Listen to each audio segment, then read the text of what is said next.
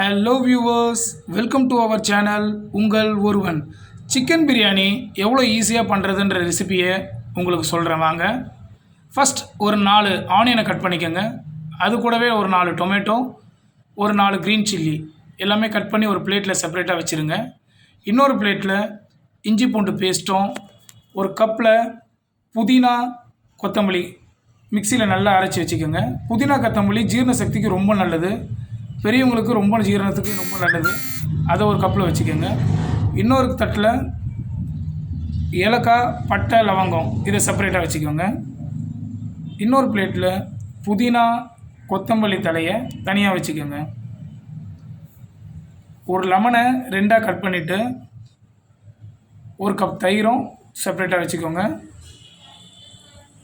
அதுக்கப்புறம் சிக்கன் தேவையான அளவு நல்லா வாஷ் பண்ணி வச்சுக்கோங்க. இப்போ பிரியாணி பண்ணுறதை பார்க்கலாம்.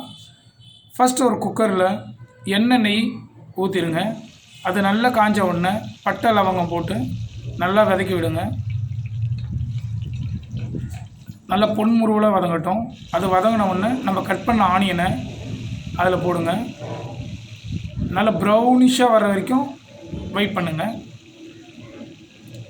பாருங்கள், நல்லா ப்ரௌனிஷாக வந்துட்டுருக்கு. அது கூட 4 சில்லியை அப்ளை பண்ணுங்கள். சில்லி போட்டு அது கூட மிக்ஸ் பண்ண உடனே நம்ம கட் பண்ண டொமேட்டோ அதில் போட்டுருங்க. அதை நல்லா மிக்ஸ் பண்ண உடனே இஞ்சி பூண்டு பேஸ்ட்டு நல்லா வதக்கி விடுங்க. நம்ம அரைச்சி வச்சுருந்த புதினா கொத்தமல்லி அதை நல்லா மிக்ஸ் பண்ணுங்கள். அதுக்கப்புறம் புதினா கொத்தமல்லி தலை தனியாக வச்சுருந்தோம்ல, அதையும் அதில் போட்டு மிக்ஸ் பண்ணிக்கோங்க. இது எல்லாத்தையும் நல்லா மிக்ஸ் பண்ண உடனே நம்ம ஏற்கனவே க்ளீன் பண்ணி வச்சுருந்த சிக்கனை அதில் போட்டுருங்க. இதில் நாட்டுக்கோழி சிக்கனும் போடலாம், ப்ராய்லரும் போடலாம். ரெசிபி ஒன்று தான். சிக்கன் போட்டதுக்கப்புறமா கொஞ்சம் மஞ்சத்தூள் அதில் தூவி விடுங்க. காரத்துக்கு தனி மிளகாத்தூள், கொஞ்சம் மட்டன் மசாலாவும் அதில் சேர்த்துக்கலாம். கொஞ்சம் நல்ல காரமாக இருக்கும், அதில் நல்ல மசாலா ஊறினா மாதிரியே இருக்கும். ஒரு கப் தயிர், நம்ம ஏற்கனவே கட் பண்ணி வச்சுருந்த லெமன், நல்ல ஜூஸியாக லெமன் அதில் பிழிஞ்சு விடுங்க. பாருங்கள் எவ்வளோ அழகாக வெந்துட்டுருக்குன்ட்டு. லாஸ்ட்டாக கொஞ்சம் சால்ட்டு நமக்கு தேவையான அளவு போட்டுக்கோங்க.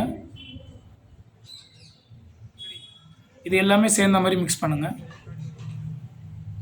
பாருங்கள் சிக்கன் எவ்வளோ அழகாக வெந்திருக்குன்ட்டு.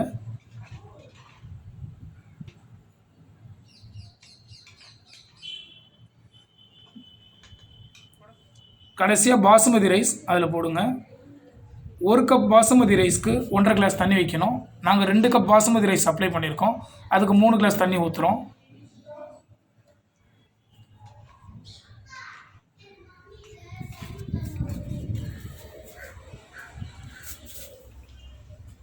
தண்ணி ஊற்றின உடனே எல்லாத்தையும் சேர்த்து நல்லா மிக்ஸ் பண்ணிக்கோங்க. கொஞ்சம் காரம் எப்படி இருக்குன்னு டேஸ்ட் பண்ணி பாருங்கள். கொஞ்சம் சால்ட்டோ காரமோ கம்மியாக இருந்தால் தேவையான அளவு சேர்த்துக்குங்க. லாஸ்ட்டாக குக்கரை விசில் வச்சு மூடிடுங்க. ஒரு 5 மினிட்ஸ் வெயிட் பண்ணி பாருங்கள். பாருங்கள் சூப்பரான பிரியாணி ரெடி. பார்க்கவே எவ்வளோ சூப்பராக இருக்குது பாருங்கள். சிக்கன் பிரியாணி ஈஸியாக வந்திருக்கு.